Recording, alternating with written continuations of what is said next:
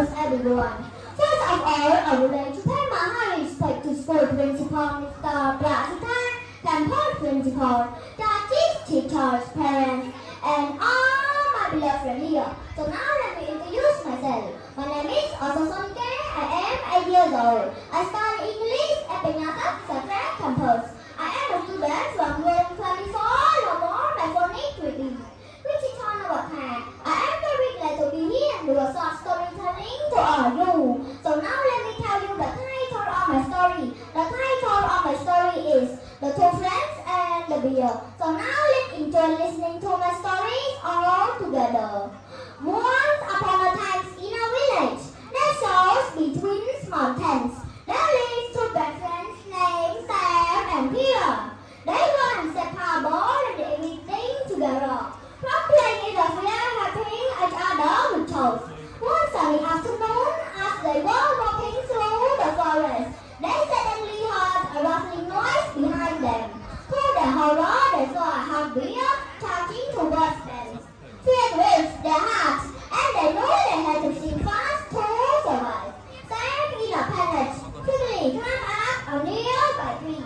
The bear threw the taxi off the branches. He called out to Peter, Peter, hurry, climb up this tree. The bear won't be able to wait a tear.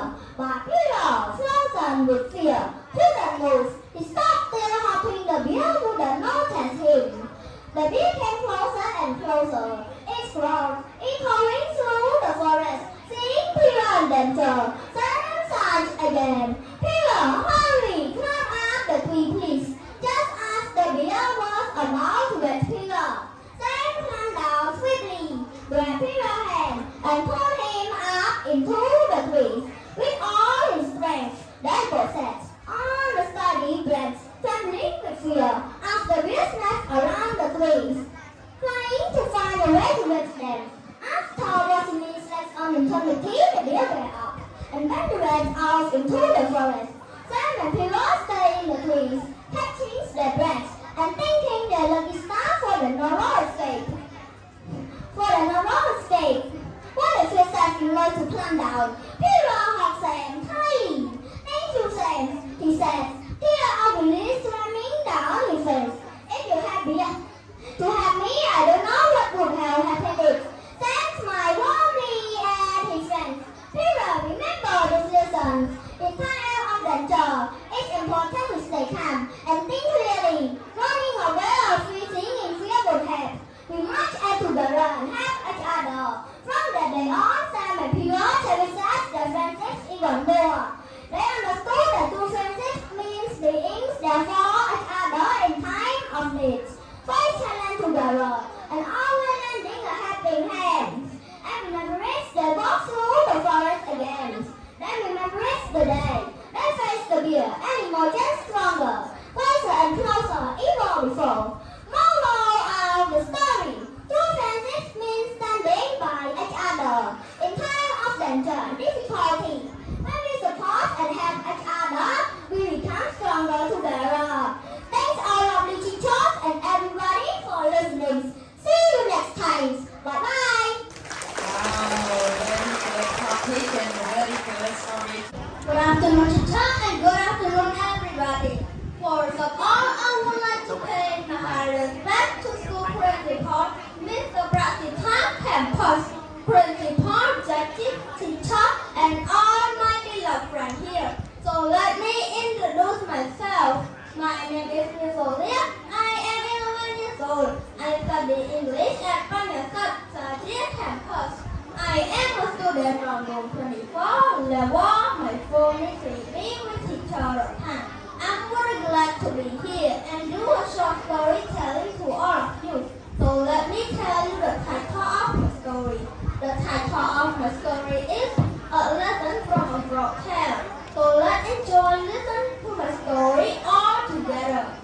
A group of frogs were hopping confidently through the woods, going about the froggy business. When the two of them fell into the pit, the other frogs gathered around the pit to see what could be done to help their companions. When they saw how deep the pit was, the rest of the dismayed group agreed that it was hopeless and told the two frogs to prepare themselves for their fate because they were as good as dead. Unwilling to accept this terrible fate, the two frogs began to jump with all their might.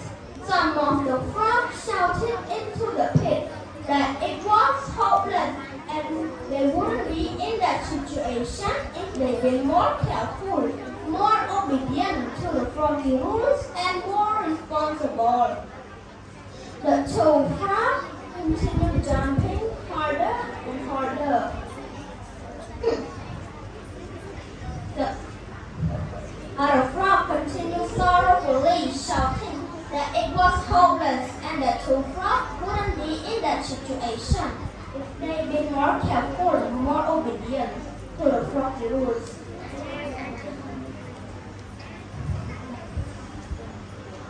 The two frogs continued jumping as hard as they could.